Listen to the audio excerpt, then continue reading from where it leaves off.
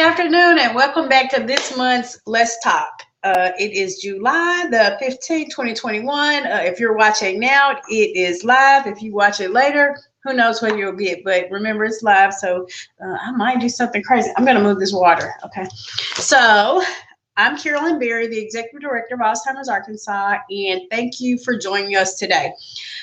We have an exciting guest today just to give us some resources to caregivers. But before we start, I want everyone to know that we have started back in-person lunch and learns in Little Rock and Conway. And some of our support groups are back, but you have to visit us at alzark.org to get that information. That's the fastest way to get it. So visit our website or call the office and we can get you more information. And I'll talk about a few more exciting things we have going on real soon, including open house, after we speak with our guest for today, Stephen Jones. Ta-da, we're Stephen. Hey, Stephen, it's so nice to see you. Hey, Carolyn, how are you? Like I saw you a few seconds ago. I see you. I like it. I know. So Stephen Jones is from, I call him ASAP, Arkansas Senior, let me say it right. Arkansas Senior Asset Planning. But it's ASAP. That's the only thing I can remember. That's easier. So this is Stephen Jones, and he is really an expert and have helped many of our constituents and clients. And I really want to thank you for your time because I know it's important. So thank you for your time. And we just want to provide a little information to seniors out there and caregivers on what senior asset planning is. And so if you can tell us what you do first, like what do you actually do? I've started working with seniors, particularly in elder law, about 12 years ago. So what we focus on is a plan of legal planning, financial planning, Medicaid planning, VA planning, tax planning, particularly for seniors and specifically for those who may need long-term care soon, with a goal to protect assets. So your hard-earned life savings in your home so that they can't be subject to probate and to the state collecting against them for spin down. So when do I need to see a specialist like yourself? Like when? The best time would be 5 years before you ever need care, whenever that might be. So we don't know when that may happen, right? I don't know. So a lot of people will do the planning when they retire, maybe 60s, early 70s. And that's called pre-planning, planning in advance to get your assets in order. Very base planning would be a good set of power of attorneys, then some trust planning. We specialize in crisis planning, which is not really a legal term, but that's people that keep putting it off and never did any planning. And now they have a loved one that needs long-term care, and they're writing a $6,000, $7,000, $10,000 check every month for their caregiver, and they're watching their life savings disappear quickly. So we'll jump in and see what we can save. You can save. So do I so only if I have like a lot of money, like I'm kind of here like all your savings. So I think a lot of our caregivers think that they could have to have like a lot of money, but they're not qualifying for Medicaid because they have too much. Is that like the people you kind of? Right. Yeah, there's no limit. Everybody's life savings is different. Most of our clients have a home. And so that's a big asset. But we have clients that have $20,000 in savings, and we have some that have millions in savings. So whatever they have, they've worked hard for it, and they want to protect it to make sure it goes down to their kids. Okay, so let's go back to a little bit on, because I know we don't know when we're going to get sick. You know, that I've had people they get ill or something happens, crisis, you know, as early as 40s and 50s or 50s and 60s. So right. Let's talk a little bit more about crisis, because I think most of us don't pre-plan and it's a crisis that happens. So let's talk a little bit about crisis planning and how that look and what you can do. Right. So kind of two different categories: crisis planning for single individuals or married couples. Married couples, we can still probably save everything. with a crisis planning, even if they've done no planning. Single persons probably going to save half at the most, but we can still save a lot of assets. Under the current laws of Arkansas, we can almost always save the home.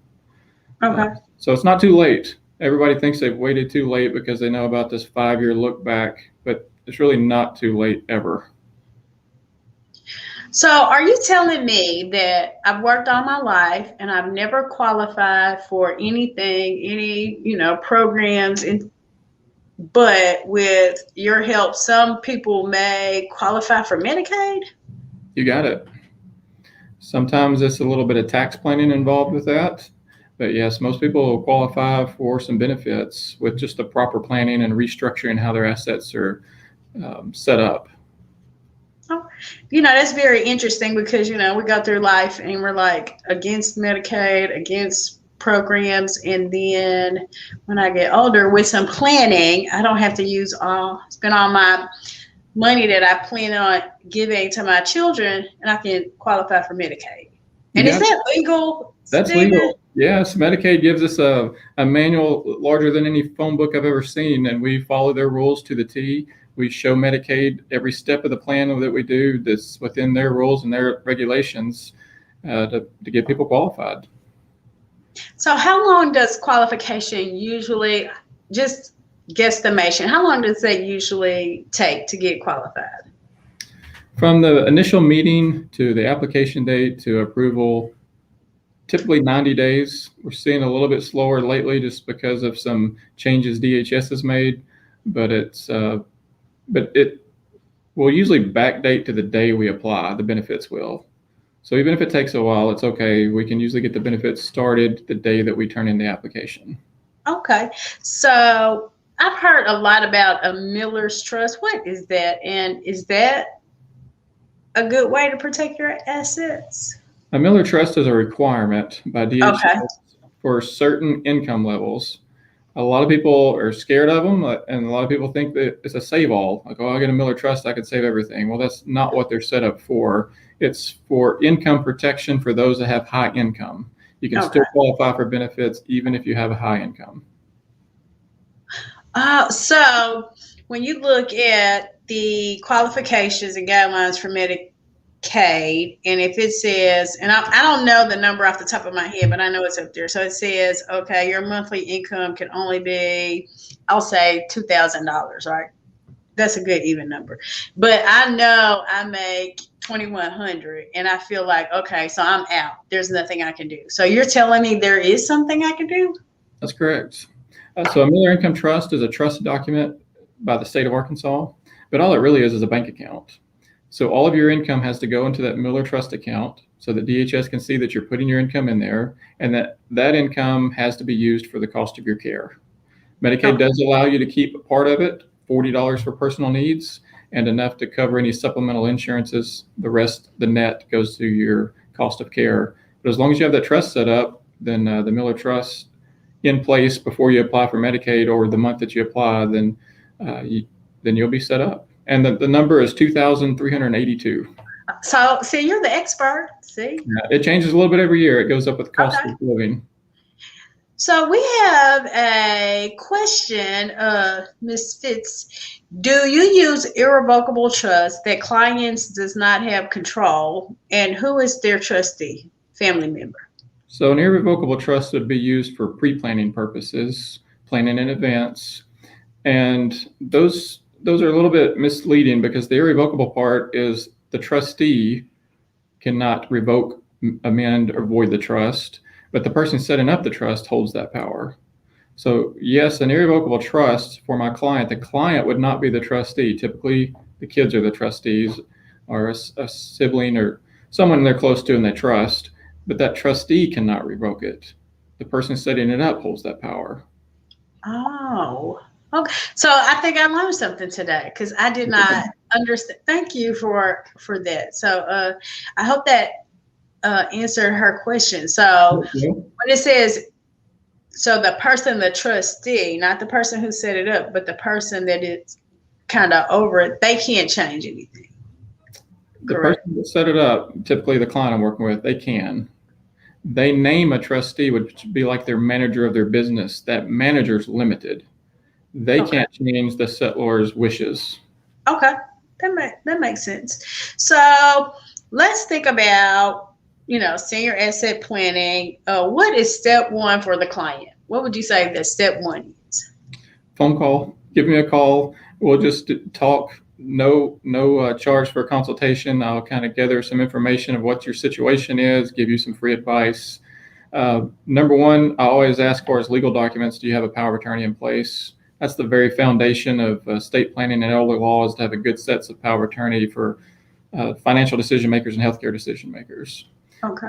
But other than that, just getting to know them and figuring out their situation. Okay. So I did see the price. So is there anything else that you would like to share with our audience off the top of your head in asset protection? Two misconceptions out there. I have a lot of clients that think whoever they is, can take their home. And that's not true. You can qualify for benefits if you own a home. Now, if you're on Medicaid benefits, the state does keep a running tally of what they are paying for your care. And when you pass away and your spouse has passed away, they can put a lien against your house. But they don't necessarily take it away from you. They don't kick you out of your house. You can have a house. But there is some proper planning you can do to avoid the time and expense of probate and avoid the lien against your house too. Okay. So that's number one. Number two, and we've kind of touched on this, it's never too late. A lot of people ask me about the 5-year look back and they think they've waited too long. There's no way their loved one has another 5 years before they need care. But that's just a rule that says if you've done your planning 5 years in advance, you're going to save everything. If you haven't done it within the 5 years, you're probably not going to save everything, but we can still help you save most. Okay. And I think the other thing is don't start giving stuff away. Is that like a... Yeah, that's a no-no. Giving assets away can definitely cause some problems and disqualify you. Okay, so don't think about what you're doing. Like, don't start giving stuff away. Contact you, and they are not going to take your home. That's right.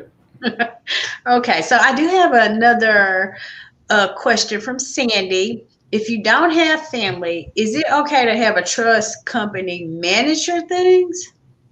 Absolutely. We don't see that very often because a trust company or a bank trustee does charge fees. It's going to be ongoing forever probably, but that's fine. If you don't have family, you don't have someone that can manage your trust, you absolutely can have a trust company do it. Okay, so you can have a company, and if you don't, so you don't see people with not having family a lot? Because I hear a lot of people say they don't have. Well, we do have some clients that don't have family, but typically they'll have maybe not kids that are going to be the trustees, but they'll have close friend or siblings that will be the trustees. But yeah, trust companies is an option. It just can be an expensive one. So, and what I'm hearing, because, I always like to think is like things pop up. No, not saying that you need to trust the person that's your trustee. Absolutely. Even the company. However, they have very little power in changing that trust anyway. Right. They're just carrying out what the trust says. Your wishes. Yes. That's correct. Okay. All right. So that makes sense. Anything else? I know it seems like we're getting deeper and deeper in this conversation, but all that makes sense. Do we have any more questions? Individual plan can get very specific, so that's why it's important to have one-on-one. So Miss Belk says, sorry, she's like, sorry, I'm glad you could join. The gentleman is Stephen Jones, and I'll let him introduce himself, and she wants to know how to get in contact with you, Stephen. Very good. Yeah, it's Stephen Jones with Arkansas Senior Asset Planning.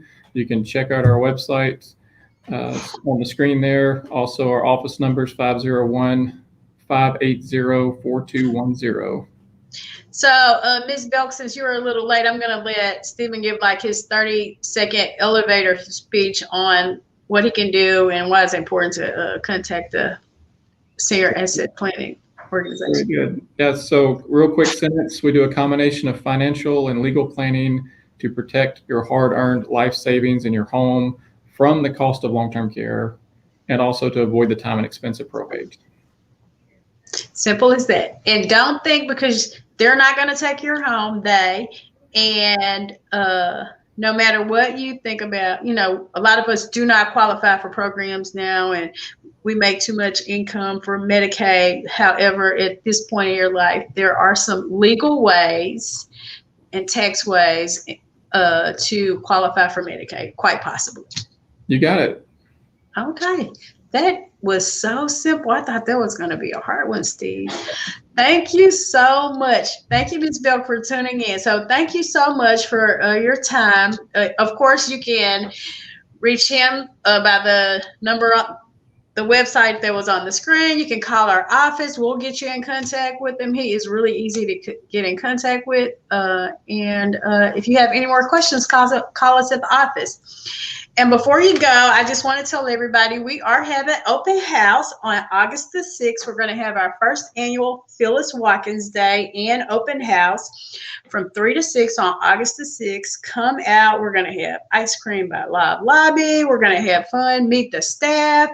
It will be outdoors. We will be using guidelines for COVID. So put that on your calendar. Come out to see us, as well as we have returned to Little Rock and Conway Lunch and Learns. You can call the office or go on the website for that information. And yes, we are in the planning stages and have some great dates for the Little Rock Walk, for the Little Rock Hope, some drive-in. So we have some great things going on. Oh, let's not forget H2O Go Run on July the 24th. 7:30 in the morning. I will be there. If you don't want to run, you can walk fast with me. So I come out to the Air Force Base. The walk is September the 11th. It is going to be in the evening, kind of twilight. It is going to be exciting. So come out, join us. We look forward to seeing you. Caregivers, we miss you. We just want to spend some time with you and help you where you are. So see you next month. Oh, Zach said, do this one more time. Visit us at alzark.org for any information or call us in our office. Thank you, and you have a nice day. Until next time on Let's Talk.